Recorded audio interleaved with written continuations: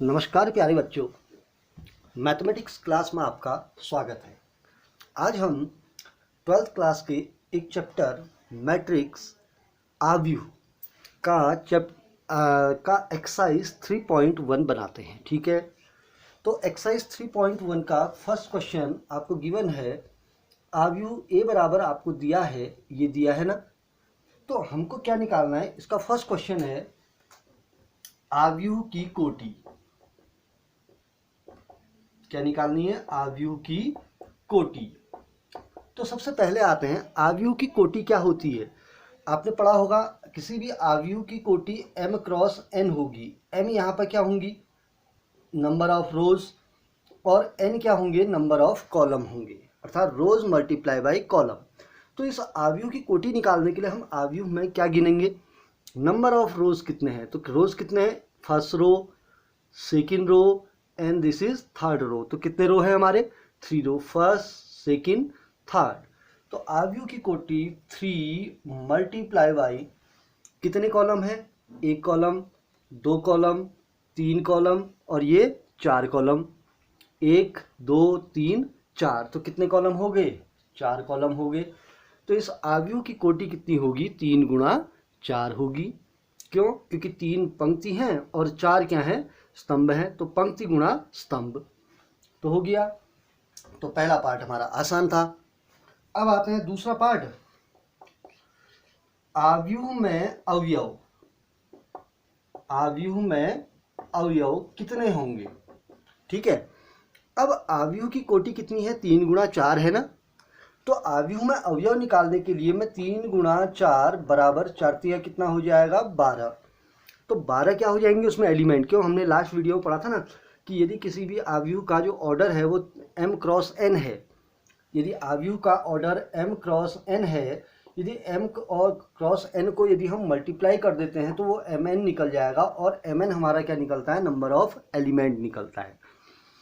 तो इस आव्यूह में नंबर ऑफ एलिमेंट कितने होंगे? 3 चक्को 12। आप गिन भी सकते हैं, 1 2 3 4 5 6 7 8 9 10 11 12। तो कितने एलिमेंट हैं? 12। गिनने की कोई ज़रूरत नहीं है, आप डायरेक्ट कैलकुलेशन करके, क्योंकि 3 पंक्तियां हैं और एक पंक्ति में कितने अवयव हैं? 4। तो 3 पंक्तियों में 3 चक्को 12 अवयव हो गए। आसान है ना? ठीक, अगला आते हैं, इसका थर्ड पार्ट है, हमको निकालना है अवयव। पहले मैं सब लिख देता हूं, फिर निकालेंगे 1 बाई 1। ओके, A13 निकालना है। ठीक है, उसके बाद हमने निकालना है A21 निकालना है। उसके बाद हमने निकालना है A33 निकालना है। ठीक है, उसके बाद निकालना है हमने, केवल 3 अवयव लेता हूँ, एक आपके लिए छोड़ते हैं। ठीक है, हम केवल 4 अवयव लेते हैं। ठीक है, एक आपके लिए छोड़ दिया। कैसा है?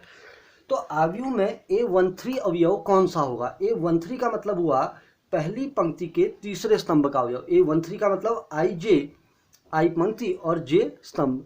तो A13 का मतलब पहली पंक्ति का तीसरा स्तंभ। तो पहली पंक्ति का तीसरा स्तंभ, पहला स्तंभ, दूसरा स्तंभ, तीसरा स्तंभ। तो A13, A11, A12, A13। तो A13 की पोजीशन में क्या आया? 19। अब आते हैं A21। 21 का मीनिंग क्या हुआ? दूसरी पंक्ति का पहला अवयव, दूसरी पंक्ति का पहला स्तंभ। तो दूसरी पंक्ति का पहला स्तंभ कौन सा हुआ? A21, 35 हो गया। ठीक है, पहले 24 निकाल लेते हैं। ठीक है, A24 का मतलब क्या हुआ? दूसरी पंक्ति का चौथा स्तंभ, दूसरी पंक्ति का पहला, दूसरा, तीसरा, चौथा स्तंभ। तो अवयव क्या आ गया? 12 आ गया। पहला, दूसरा, तीसरा, चौथा, दूसरी पंक्ति का चौथा स्तंभ। तो क्या आ गया? 12। अब आते हैं A33 का मतलब तीसरी पंक्ति का तीसरा स्तंभ, पहली, दूसरी, तीसरी पंक्ति, पहला स्तंभ, दूसरा स्तंभ, तीसरा स्तंभ। तो अवयव क्या हो गया? -5 हो गया। तो बड़ा आसान सा होगा ना? तो बड़ा आसान सा है। देखिए, बस इसके लिए आपको क्या पता होना चाहिए? आव्यूह की डेफिनेशन और ऑर्डर ऑफ मैट्रिक। ठीक है, और m क्रॉस n ऑर्डर का एक स्टैंडर्ड आव्यूह जो हमने लास्ट वीडियो में बनाया था, इसकी फर्स्ट वीडियो एक बार देखिए उसको। ठीक है, ठीक। तो फर्स्ट क्वेश्चन हमारा बड़ा इजी था। ठीक है, अब सेकंड क्वेश्चन भी बड़ा इजी है, ध्यान देंगे। एक्सरसाइज 3.1 था ना, ठीक। सेकेंड क्वेश्चन है, हमको दिया है यदि किसी आयु में 24 अवयव है। ठीक है, मैं क्वेश्चन बोल रहा हूँ, आप ध्यान देंगे क्योंकि लिखने में बड़ा लंबा टाइम हो जा रहा है ना। तो इसका सेकेंड क्वेश्चन है, यदि किसी आयु में 24 अवयव है तो उस आयु की संभव कोटि क्या होगी। तो आयु में नंबर ऑफ एलिमेंट कितने हैं, 24। तो मैं क्या लिखूंगा, आयु में अवयव बराबर हैं 24। कितने एलिमेंट है मैट्रिक्स में, 24 एलिमेंट हैं। तो हमने क्या निकालना है, तो आयु की संभव कोटि निकालनी है। ठीक है, तो आयु की हमको क्या निकालनी है, संभव कोटियां फाइंड करनी है। तो क्वेश्चन मार्क लगा दिया ना। तो आयु में अवयवों की आपको क्या दे रखे हैं, संख्या दे रखी है, और आयु की हमने क्या निकालनी है, संभव कोटि। अब ठीक है, इसको समझने के लिए हम फिर से जाते हैं फिर एक एग्जाम्पल पर। कैसा रहेगा, बड़ा मजा आएगा। देखिए, यह आयु है 1 2 3 0 -1 2। किस ऑर्डर का है बताइए, 2 गुणा 3 कोटि का है। ठीक है, एक आयु मैंने बनाया 1 2 0 1 5 7। इस आयु का ऑर्डर बताइए क्या है, 3x1 है, नहीं 3x2, क्योंकि 3 पंक्ति और 2 स्तंभ। फिर एक मैट्रिक और बनाता हूँ 1 0 -1 2 6 2 6 3। इसका ऑर्डर बताइए, एक पंक्ति है, स्तंभ कितने हैं, 1 2 3 4 5 6। तो इसका ऑर्डर क्या हो जाएगा, 1 क्रॉस क्या हो गया, 6। ठीक है, एक मैट्रिक और बनाता हूँ 1 2 3 -1 0 7। ठीक है, इस आयु में कितनी पंक्तियां हैं, 1 2 3 4 5 6 पंक्तियां हैं, और स्तंभ कितना है, 1 है। तो इसका ऑर्डर क्या हो जाएगा, 6x1 हो गया। पहले इस एग्जाम्पल को समझे, क्वेश्चन बड़ा आसान हो जाएगा। ठीक, तो बताइए इस आयु में कितने एलिमेंट हैं, 6 एलिमेंट हैं। इस आयु में भी कितने अवयव हैं, 6 अवयव हैं। इस आयु में भी कितने अवयव हैं, 6। इस आयु में भी कितने अवयव हैं, 6। तो जितने भी मेरे आयु बने हैं सब में अवयवों की संख्या कितनी है, 6 है। ठीक है, बट इन सबकी कोटियां अलग अलग हैं। देखें, 3 गुना 2 गुणा 3, 3x2, 1x6 और 6x1। तो कोटियां अलग अलग हैं, बट उनमें अवयवों की संख्या क्या है, समान है। तो इसका मतलब अलग अलग कोटि के आयुओं के अंदर अवयवों की संख्या क्या हो सकती है, समान हो सकती है। ठीक है, अगर मैं आपसे कहूँ एक आयु में 6 अवयव हैं तो उसकी संभव कोटियाँ क्या क्या होंगी, आप क्या क्या जवाब देंगे। या तो 1x6 होगा, या 6x1 होगा, या 2x3 होगा, या 3x2 होगा। और देखिए, अगर एक आयु में मेरे कितने अवयव हैं, देखिए क्वेश्चन की जड़ तक जा रहे हैं, बहुत आसान है। देखिए, रटना कुछ नहीं है, बहुत आसान। 6 अवयव हैं, तो इस आयु की संभव कोटि क्या हो रही, या तो वो 1 गुणा 6 कोटि का होगा, या 6 गुणा 1 कोटि का होगा, या 2 गुणा 3 कोटि का होगा, या 3 गुणा 2 कोटि का होगा ना। क्लियर है। अब ये निकला कैसे, क्योंकि आपने क्या देखा कि 6 के जो गुणनखंड होते हैं वो क्या क्या हो सकते हैं, 6 किन किन को गुणा करके हम ला सकते हैं। पहले हम ये समझते हैं 6 किन किन को गुणा करके आ सकता है, किन किन 2 नेचुरल नंबर को, क्योंकि m और n एक नेचुरल नंबर होता है, ये पढ़ा था ना पीछे। तो किन किन 2 नंबर को आप मल्टीप्लाई करके 6 ला सकते हैं, या तो 1 और 6 को गुणा करके 6 लाएंगे, या 6 और 1 को गुणा करके 6 लाएंगे, या 2 3 6 होगा, या 3 दूना 6 होगा। अब बताइए 6 किसी अन्य संख्या को और गुणा करके आएगा, नहीं आएगा। जो भी गुणा करके आएगा वो भिन्न संख्याओं को आएगा ना। तो इसका मतलब 6 अन्य किसी भी संख्या को गुणा करके हमको प्राप्त नहीं हो रहा। इट मीन्स इस 6 के गुणनखंड क्या क्या रूप में मिल सकते हैं, 1 गुणा 6, 6 गुणा 1, 2 गुणा 3, 3 गुणा 2। तो इसका मतलब ये सारे के सारे जो मैंने नंबर लिखे हैं, ये कोटियां जो हैं, ये आयु की कोटियां थी ना जो हमने बनाई थी, इन सबको गुणा करके 6 आ रहा है। तो इसका मतलब आपने करना क्या है, अगर आयु के अंदर अवयवों की संख्या आपको दे रखी है तो आपने आयु की संभव कोटि निकालनी है। तो आपने वो चेक करना है कि वो जो नंबर है वो किन 2 नेचुरल नंबर को गुणा कर करके मिल सकता है। ठीक है, तो आपको मिल गया। ठीक है, तो वही चीज़ आपको इस क्वेश्चन में करनी है। देखिए आव्यूह के अंदर आपको नंबर ऑफ एलिमेंट दे रखे हैं, तो what is the number of element in the given matrix? In the given matrix the number of element is 24, तो it means the total number of element कितने हैं? 24 हैं। तो आव्यूह की संभव कोटि निकालनी है, तो 24 किस किस को गुणा करके आ सकता है? तो स्टार्ट करेंगे 1 से। तो फर्स्ट क्या हुआ? 1 मल्टीप्लाई बाई 24 हो सकती है, क्योंकि 24 से कम, 1 24 24। 2 का भी जाएगा, 2 मल्टीप्लाई बाई 12, 2 पंक्ति और 22 नहीं, 2 पंक्ति और 12 स्तंभ हो सकती है। 3 का जाता है 24 में? जाता है। 3 गुणा क्या हो जाएगा? 8, 3 अट्ठे 24। 4 का भी जाता है, 4 गुणा 6, 4 छक 24। 5 का नहीं जाता है, 6 का जाता है, 6 गुणा 4। अब ये रिवर्स आ गए, क्योंकि 4 गुणा 6 कोटि अलग है, 6 गुणा 4 अलग है। आपने देख लिया होगा कैसे। 4 गुणा 6 का मतलब 4 पंक्ति 6 स्तंभ, 6 गुणा 4 का मतलब 6 रो और 4 कॉलम, तो अलग अलग है ना। ठीक। 7 का दी जाएगा, 8 का जाएगा, 8 गुणा 3, फिर 8 के बाद 9 10 कहीं नहीं जाएगा, 11 भी नहीं जाएगा। 12 का 12 गुणा 2 व क्या होगा लास्ट? 24 गुणा 1 होगी। तो आंसर मिल गया।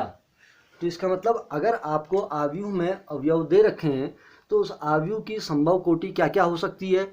या तो 1 गुणा 24 होगा, या 2 गुणा 12 होगा, या 3 गुणा 8 होगा, या डैश डैश ऐसी 24 गुणा 1 होगा। तो हमारी सारी की सारी पॉसिबल क्या निकल गई? इसकी ऑर्डर निकल गया। ठीक है, तो हमने द पॉसिबल ऑर्डर हमने सारे के सारे फाइंड कर दिए। इसके अलावा 24 एलिमेंट किसी भी ऑर्डर के मैट्रिक्स के अंदर नहीं हो सकता है। केवल इन्हीं ऑर्डर के मैट्रिकों के अंदर हमारे क्या होंगे? 24 एलिमेंट होंगे। बड़ा आसान है ना। ठीक। अब एक आप सोचेंगे, गैस करेंगे। पहले मैं लिख देता हूं इसी का सेकंड पार्ट। ठीक। यदि आव्यूह में अवयव कितने हैं? 13, तो आव्यूह की संभव कोटि क्या क्या होगी? ठीक है, आव्यूह में हमको क्या दे रखे हैं? अवयव दे रखे हैं, तो हमने आव्यूह की क्या निकालनी है? संभव कोटि। अब संभव कोटि निकालनी है, आव्यूह में एलिमेंट 13 हैं, तो 13 एलिमेंट किन किन को गुणा करके आ सकता है? तो 13 के फैक्टर निकालेंगे। पहला फैक्टर 1 गुणा 13, या क्या होगा? 13 गुणा 1। तो इसका मतलब ऐसे आव्यूह की संभव केवल 2 ही कोटियां हो सकती हैं। क्यों? क्योंकि 13 अभाज्य संख्या है। 13 अभाज्य है, तो या तो 1 गुणा 13 होगा, या 13 गुणा 1 होगा। तो इसका मतलब ऐसे आव्यूह की संभव कोटि क्या होगी? 1 गुणा 13 या 13 गुणा 1 होगी। तो बना सकते हैं। बहुत आसान सा क्वेश्चन है, तो इनको आप बनाएंगे। ठीक है, ओके। अब एक काम करते हैं, क्वेश्चन नंबर 13, थर्ड क्वेश्चन आपके लिए देते हैं। ठीक है, तो हमारा थर्ड क्वेश्चन है, यदि आव्यूह में 18 अवयव हैं। क्वेश्चन नंबर थर्ड है। ठीक है, आव्यूह में कितने अवयव हैं? 18। तो आव्यूह की संभव कोटि ज्ञात करें। तो आव्यूह की आपने क्या निकालनी है? संभव कोटि निकालनी है। तो ये आपके लिए बड़ा आसान सा क्वेश्चन हो जाएगा। ठीक है, तो आप इसको बना सकते हैं। ठीक। क्यों? 18 किन किन को गुणा करके आएगा? 1 गुणा 18, 2 गुणा 9, 3 गुणा 6, ऐसे करके ना 18 के फैक्टर निकालने हैं। ठीक है, जैसे अगर 2 गुणा 9 आ गया, फिर 9 गुणा 2 भी आएगा। क्यों? अगर 2 गुणा 9 आ गया, तो इसका मतलब उसकी दूसरी कोटि 9 गुणा 2 भी हो सकती है, क्योंकि 2 गुणा 9 अलग है और 9 गुणा 2 यहाँ पर अलग है। क्योंकि 2 गुणा 9 का मतलब 2 पंक्ति 9 स्तंभ, और 9 गुणा 2 का मतलब 9 पंक्ति और 2 क्या हुआ? स्तंभ हुआ। तो अलग अलग चीज को इंडिकेट करेगा। ठीक है, दोनों को लिखेंगे। ठीक, ओके। तो थर्ड क्वेश्चन आप बना लेंगे। ठीक है, अब आते हैं क्वेश्चन नंबर 4। ठीक, फोर्थ क्वेश्चन है, मैं बोल रहा हूं। ठीक है, 1 2 गुणा 2 कोटि के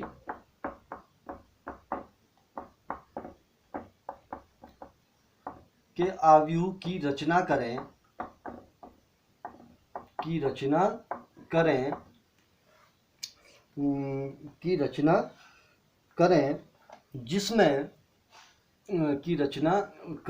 जिसमें आव्यूह, दो गुणा दो कोटि के आव्यूह ए बराबर ए आई जे की रचना करें। आपने क्या बनाना है, दो गुणा दो ऑर्डर का एक मैट्रिक बनाना है। किस ऑर्डर का बनाना है, 2x2 का एक ऑर्डर का एक मैट्रिक बनाना है, ठीक है। जिसका फर्स्ट पार्ट, जिसका या जिसमें ए आई जे इक्वल है आई प्लस जे होल स्क्वायर अपॉन 2, ठीक है, पहला पार्ट है। थर्ड क्वेश्चन क्या कह रहा, आपने दो गुणा दो कोटि के एक आव्यूह को बनाना है जिसका ए बराबर ए आई जे बनाना है, क्योंकि एक स्टैंडर्ड फॉर्म है, ठीक है, की रचना करनी है जिसका ए आई जे कैसे परिभाषित है, अंदर के अवयव की डेफिनेशन क्या दे रहा है कि ए आई जे बराबर क्या है, आई प्लस जे का होल स्क्वायर अपॉन 2 है, ठीक है। तो अब हम पहले करेंगे क्या, ठीक है, तो 2x2 का बनाना है। तो सबसे पहले आपने इसकी डेफिनेशन पढ़ी होगी, देखिए ए बराबर ए आई जे, देखिए वहां पर जाएंगे, देखो रटना कुछ नहीं है, सब के सब इसके अंदर प्रोसेस पे है। तो यदि आव्यूह ए बराबर ए आई जे एम क्रॉस एन है, तो इट मीन्स क्या हुआ, आई की जो वैल्यू है वो एक या एक से क्या होगी, बड़ी होगी, एम या एम से क्या होगी, छोटी होगी, था ना, और जे की जो वैल्यू है वो भी एक या एक से बड़ी होगी, एन या एन से क्या होगी, छोटी होगी, ठीक है। तो अब आपके दिमाग में रहना है कि आव्यूह का जो ऑर्डर है वो कितना है, 2x2 है, ठीक है। तो अब यहाँ पर m क्रॉस n की वैल्यू कितनी है, 2x2 है, तो इसका m की वैल्यू 2, n की वैल्यू क्या होगी, 2 होगी। तो i का मान एक या एक से बड़ा, 2 या 2 से छोटा होगा, j का मान भी एक या एक से बड़ा और 2 या 2 से क्या होगा, छोटा होगा, ठीक है। तो अब हम यहाँ पर स्टार्ट क्या करेंगे, because i is greater and equal to 1 and less than and equal to कितना होगा, 2। 2 क्यों होगा, क्योंकि उसमें दो पंक्तियां हैं, वह j is greater and equal to 1 and less than and equal to भी क्या होगा, 2 होगा, क्योंकि दो ही क्या है उसमें, स्तंभ है।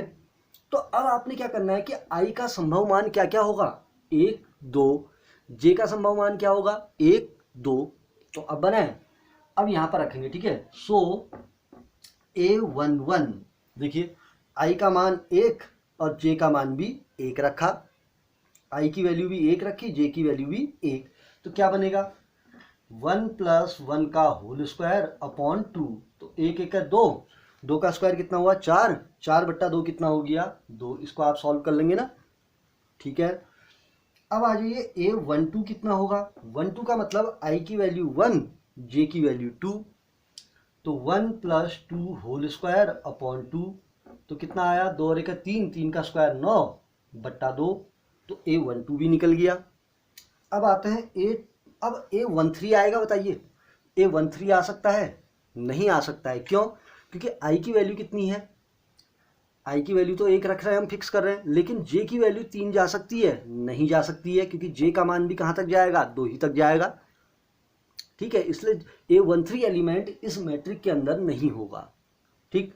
तो इसकी जगह पर हम क्या लिखेंगे, अब A21 करेंगे। A21 बराबर क्या होगा, 2 प्लस 1 का होल स्क्वायर अपॉन 2, क्यों, i की वैल्यू 2 और j की वैल्यू 1, तो 2 और 1 3 का स्क्वायर 9 बट्टा 2, क्लियर।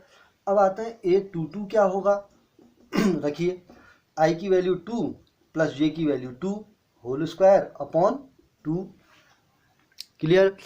अब 2 और 2 कितना हुआ, 4, 4 का स्क्वायर कितना हुआ, 16 बट्टा 2 बराबर कितना हो गया, 8, क्लियर। अब A23 तो आ नहीं सकता है, A23 आएगा, नहीं आएगा, क्यों, क्योंकि j का मान तो 3 जा ही नहीं रहा है, क्लियर। अब आते हैं A31 आएगा, बताइए, सोच के बताइए, A31 आ सकता है, नहीं, क्योंकि 3 वैल्यू किसकी जा रही है, i की जा रही है। देखिए 3 मान किसका रखा हमने, i का रखा ना, तो i का वैल्यू तो 3 जा ही नहीं सकती है, क्योंकि i का मान मैक्सिमम कितना जा रहा है, 2 जा रहा है, 2 या 2 से क्या है, छोटा है, तो इसलिए i का मान 3 नहीं जा सकता। तो इसका मतलब यहाँ पर इस मैट्रिक के अंदर A31 एलिमेंट होगा ही नहीं, ठीक है। अब हम करेंगे क्या, सो मैट्रिक A इक्वल, अब आव्यूह A बनाएंगे तो जिस एलिमेंट की पोजीशन जहाँ पर है उसको लिख देंगे, ठीक है। A11 कहाँ पर आएगा, ये आ गया। A12 पहली पंक्ति का दूसरा स्तंभ बनाइए, कितना है 9/2, तो 9 कितना हो गया 2। A21 का मतलब दूसरी पंक्ति का पहला स्तंभ कहाँ पर आएगा, यहाँ पर आएगा 9/2, ठीक है। A22 का मतलब दूसरी पंक्ति का दूसरा स्तंभ कितना आ गया 8 आ गया। तो यह आपका एक मैट्रिक निकल गया, एक 2 × 2 कोटि का एक आव्यूह AIJ बन गया, जिसका AIJ अवयव कैसे डिफाइन है, I + J का होल स्क्वायर अपॉन 2 के द्वारा क्या है डिफाइन है। तो कर सकते हैं, बहुत आसान सा आपका एक क्वेश्चन है, ठीक है, क्लियर। तो इसका सेकंड पार्ट आप बना सकते हैं, बड़ा आसान सा है, ठीक है। तो सेकंड पार्ट इसका कहता क्या है एक बार देखते हैं। सेकंड पार्ट कह रहा है AIJ आपने बनाना है, इक्वल है I/J, तो कर सकते हैं, सेकंड पार्ट बन जाएगा ना।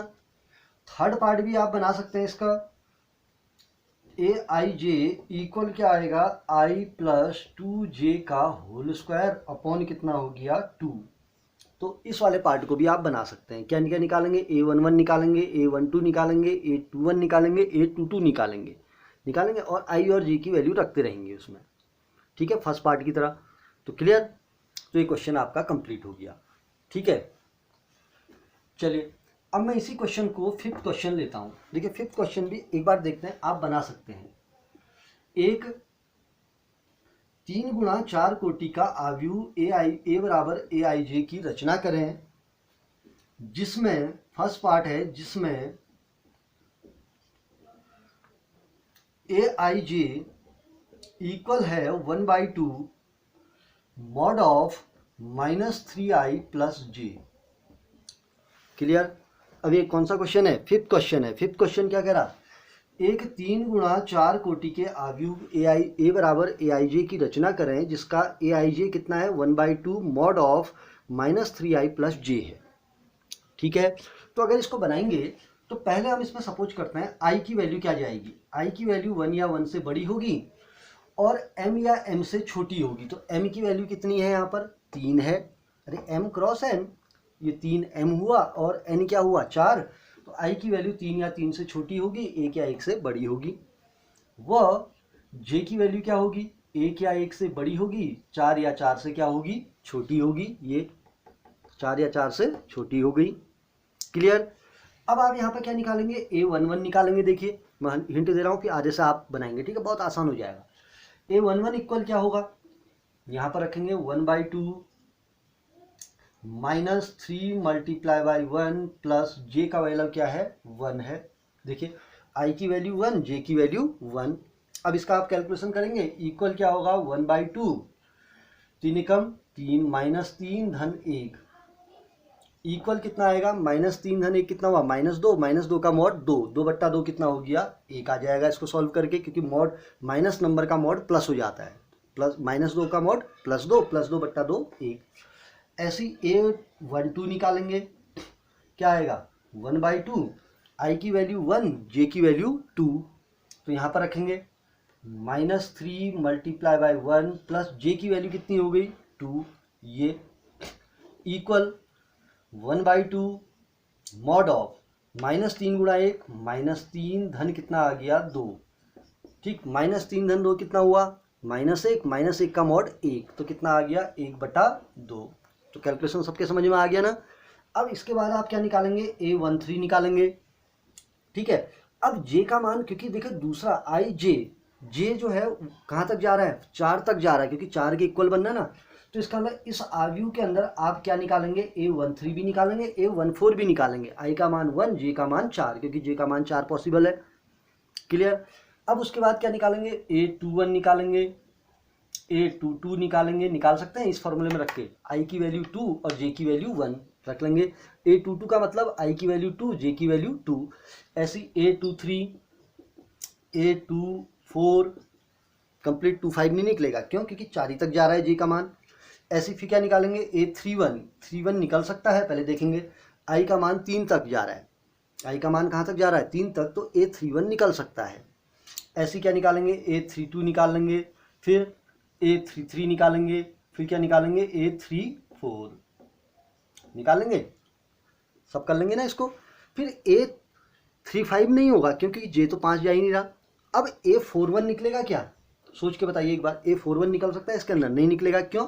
क्योंकि I की वैल्यू कहाँ तक जा रही है, 3 तक ही जा रही है, जा रही ना। तो इसका मतलब इस मैट्रिक के अंदर A41 नहीं होगा। ठीक है, कर लेंगे इसको।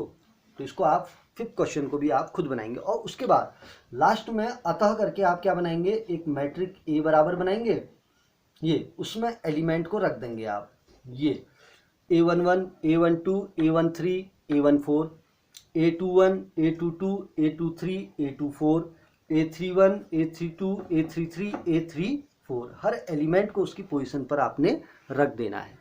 तो बड़ा आसान सा है ना। तो इस फिफ्थ क्वेश्चन को भी आप बना सकते हैं। क्लियर?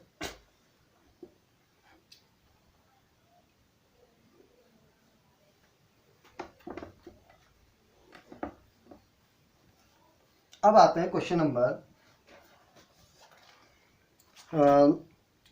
6 आते हैं। ठीक है, बड़ा आसान सा है। 6 क्वेश्चन बनाने से पहले आपको एक डेफिनेशन बतानी पड़ेगी। तो एक न्यू डेफिनेशन आज और नोट करेंगे। यह है आपका समान आव्यूह। क्या है? समान आव्यूह। इसको हम कहते हैं इक्वल मैट्रिक्स। ठीक है, तो समान आव्यूह क्या होंगे, ध्यान से देखेंगे। अब इसकी डेफिनेशन लिख रहा हूं मैं पहले। ठीक है,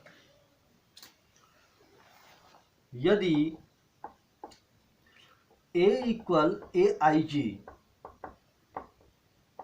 M क्रॉस N व B इक्वल क्या है BIJ M क्रॉस N, दो आव्यूह, दो क्या है आव्यूह हैं। फर्स्ट मैट्रिक है आपका A M क्रॉस N, दूसरा आव्यूह है B BIJ M cross N। It means दोनों आव्यूहों की कोटि आपस में क्या है, बराबर है। तो इसका मतलब समान आव्यूह कौन से आव्यूह होंगे, समान आव्यूह होने के लिए पहले उन दोनों आव्यूहों की कोटि क्या होनी चाहिए, बराबर होनी चाहिए। ठीक है, आव्यूह है तब A व B समान आव्यूह होंगे, समान आव्यूह होंगे। इट मीन्स A बराबर क्या होगा, B होगा। समझ गए? अर्थात दो मैट्रिक आपस में बराबर होंगे। ठीक है, तब AIJ M क्रॉस N बराबर किसके होगा, BIJ किसके होगा, M क्रॉस N के। होगा नहीं होगा?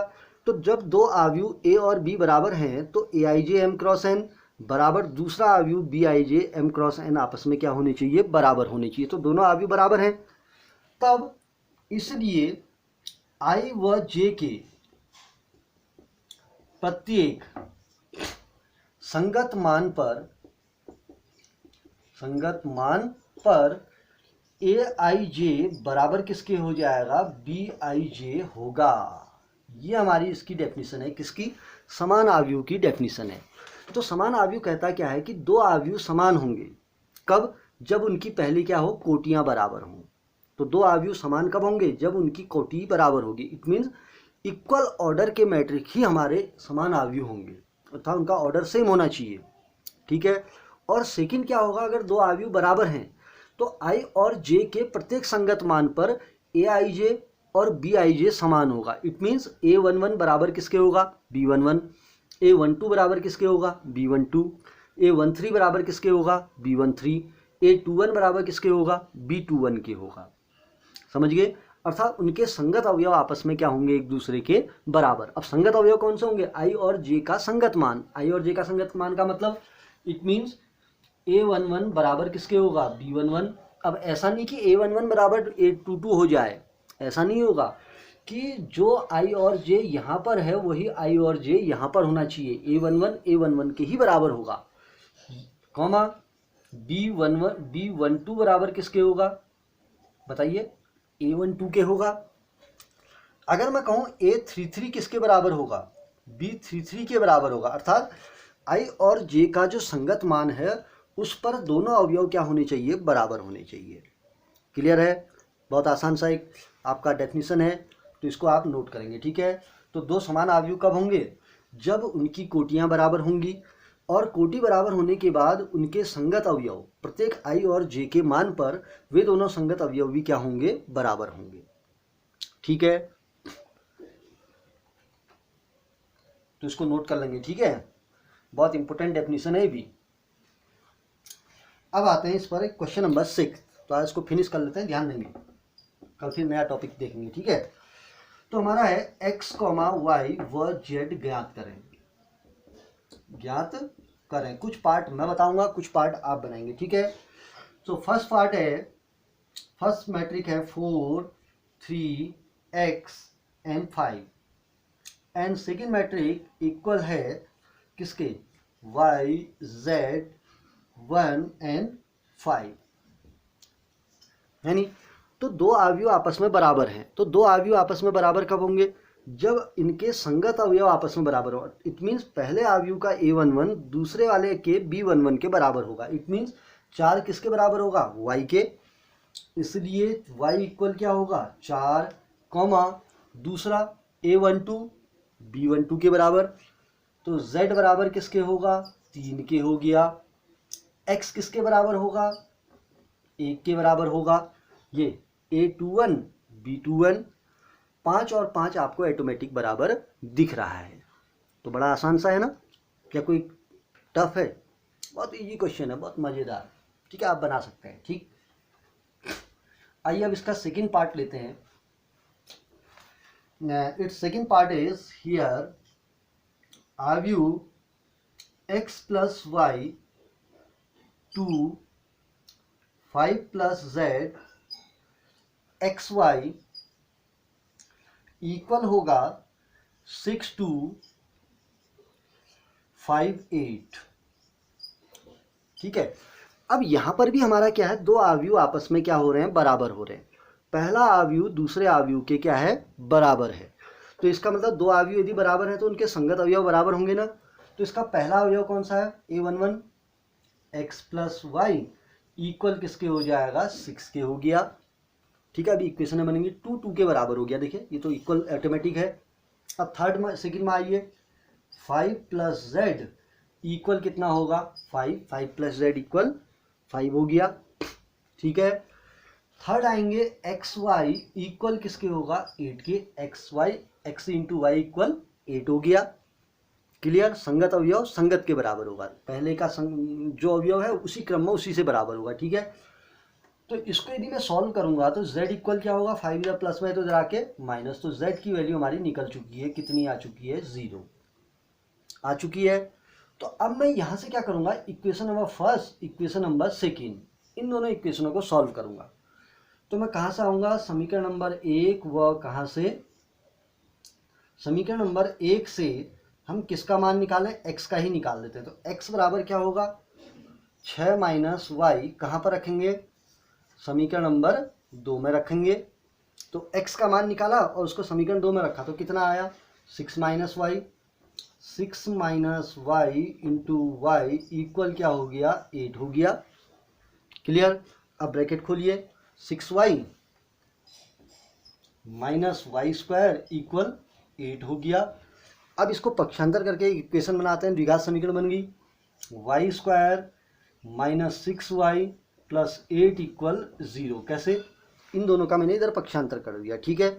8 के मध्य पद विभाजन कीजिए, 8 4 दूना 8, 4 2 6, तो क्या आएगा? Y square minus 4y minus 2y plus 8 equal 0। तो y हमने कॉमन लिया, तो y माइनस 4, इसमें से क्या कॉमन लिया? इन दोनों में से माइनस 2 कॉमन लिया, तो y माइनस 4 इक्वल 0 आ गया, क्लियर।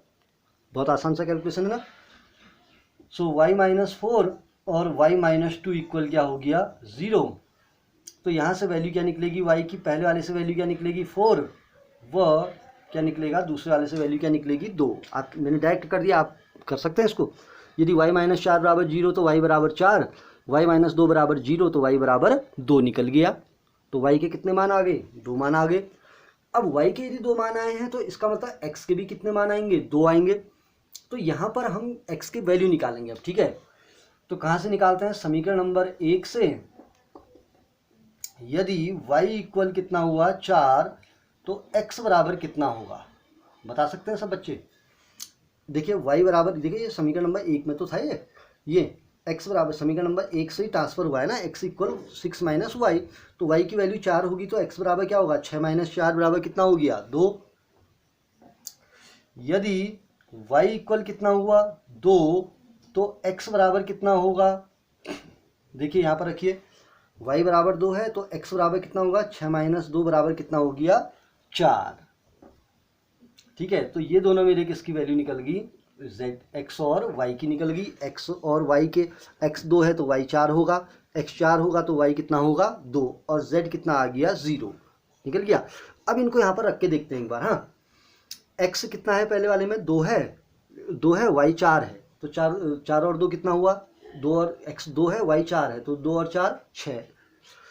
x कितना है 4 है y 2 है तो 4 और 2 6 और यहाँ पर 2 गुणा 4 कितना हुआ, अरे x इंटू वाई 4 दूना 8, नहीं 4 दूना 8 और यहाँ से 2 चक्को 8, सेम आ रहा ना, तो इसका मतलब वैल्यू भी हमारी क्या हो रही है सेटिस्फाई हो रही है। तो बड़े आसान से क्वेश्चन है, तो इनको लेकर के आपने अब बचे हुए सारे के सारे क्वेश्चन आप बना सकते हैं। ठीक है, तो 6 के बचे हुए दोनों पार्ट आपने खुद बनाने हैं और 7th क्वेश्चन आपका बहुत आसान सा क्वेश्चन है, उसमें भी यही है, उसमें आपकी 4 इक्वेशनें बनेंगी। कौन सा वाले में 7th क्वेश्चन में, देखिए 6 का तो आप बना लेंगे, 6 का आप कर लेंगे 3rd पार्ट, तो 6 के हम 3rd पार्ट को कैसे बनाएंगे ध्यान देंगे एक बार, हल्का सा एक बार फटाफट हिंट दे देते हैं, जल्दी में आप देख लेंगे। ठीक है, तो 3rd पार्ट में है x plus Y plus Z, x plus Z Y plus Z equal दिया हुआ है 9 5 7। तो हमने इसमें क्या करना है, x y z की वैल्यू निकालनी है ना, तो आप क्या करेंगे x plus Y plus Z equal क्या होगा 9, x प्लस जेड इक्वल 5 और y प्लस जेड इक्वल कितना हो गया 7। तो आपकी first equation, second equation and that is third equation, 3 equation बन गई ना। अब 3 इक्वेशन बन गई तो पहले एक बार इक्वेशन फर्स्ट एंड सेकंड को माइनस करेंगे तो आपकी y की वैल्यू निकल जाएगी। अरे 1 माइनस 2 करेंगे तो y निकलेगा, क्योंकि x से x कटेगा, z से z तो y निकल गया। ऐसे इक्वेशन 1 एंड थर्ड को माइनस करेंगे, y से y कैंसिल, z से z कैंसिल तो x निकल गया, और x और y निकल गया, उस वैल्यू को किसी भी इक्वेशन में रखेंगे तो आपकी थर्ड वैल्यू निकल जाएगी। तो बड़े ईजी है ना, तो इसको आप बना सकते हैं। ठीक है, अब आते हैं एक क्वेश्चन और आपको हिंट में देते हैं। क्वेश्चन नंबर 7 कह रहा है, आपकी मैट्रिक है a minus B 2a plus C 2a minus B 3c plus D equal है -1 5 0 एंड 13। तो इस दो इक्वल मैट्रिक हैं, तो इनकी सहायता से आपने a b c d की वैल्यू निकालनी है। किसकी निकालनी है, a b c और d को आपने क्या करना है फाइंड करना है ना।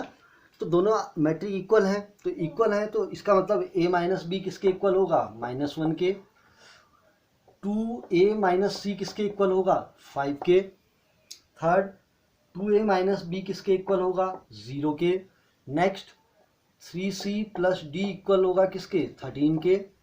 That is equation number first, equation number second, equation number third and that is equation number fourth. तो आप क्या करेंगे, पहले equation number first and third को आप सॉल्व करेंगे। इक्वेशन नंबर किसको, फर्स्ट एंड थर्ड को सॉल्व करेंगे। कैसे, by equation number first and third you get a equal and b equal. तो आपको इक्वेशन फर्स्ट एंड थर्ड से किस किस की वैल्यू मिलेगी, जब फर्स्ट एंड थर्ड को आप सॉल्व करेंगे, अरे लीनियर इक्वेशन है ना ए बी, अब वो आप सेम कर लेंगे, आप सीधे हो जा रहा, दोनों को माइनस करके बी ए की वैल्यू निकल जाएगी ना। तो यहाँ से आप इसको सॉल्व करके ए और बी की वैल्यू निकाल लेंगे। अब उसके बाद ए मिल गया, इस ए की वैल्यू को इक्वेशन नंबर कहाँ रखेंगे, सेकेंड में रखेंगे, तो आपकी किसकी वैल्यू निकलेगी, सी की वैल्यू निकलेगी। ठीक है, और उसके बाद जो आपकी b है, इस b की c की वैल्यू निकलेगी, c की वैल्यू निकलेगी कैसे, a का मान कहाँ रखेंगे, समीकरण नंबर 2 में रखेंगे, तो आपको क्या मिल जाएगा, c मिल जाएगा। ठीक है, सी मिल गया। अब सी मिल गया तो सी की वैल्यू को आप कहाँ रखेंगे, इक्वेशन नंबर 4 में रखेंगे। तो सी का मान कहाँ रखेंगे, समीकरण नंबर 4 में रखेंगे। तो आपको किसकी वैल्यू मिल जाएगी, डी की वैल्यू मिल जाएगी। देखिए तो कोई टफ है, इन दोनों को सॉल्व कीजिए, दोनों निकल जाएंगे, उनसे बचे हुए मान आप निकाल सकते हैं। ठीक है, तो आपका एक बहुत आसान सा एक्सरसाइज है, एक्सरसाइज 3.1। तो आप इसको आसानी से बना सकते हैं, तो सभी बच्चे इसको पूरा करेंगे। ठीक है, और बचे हुए जो ऑप्शनल क्वेश्चन है उनको आप सीखेंगे। ठीक है, बहुत आसान है। तो अब नेक्स्ट वीडियो में नेक्स्ट टॉपिक लेके फिर आते हैं। ठीक है, तब तक आप इनको आज बनाइए।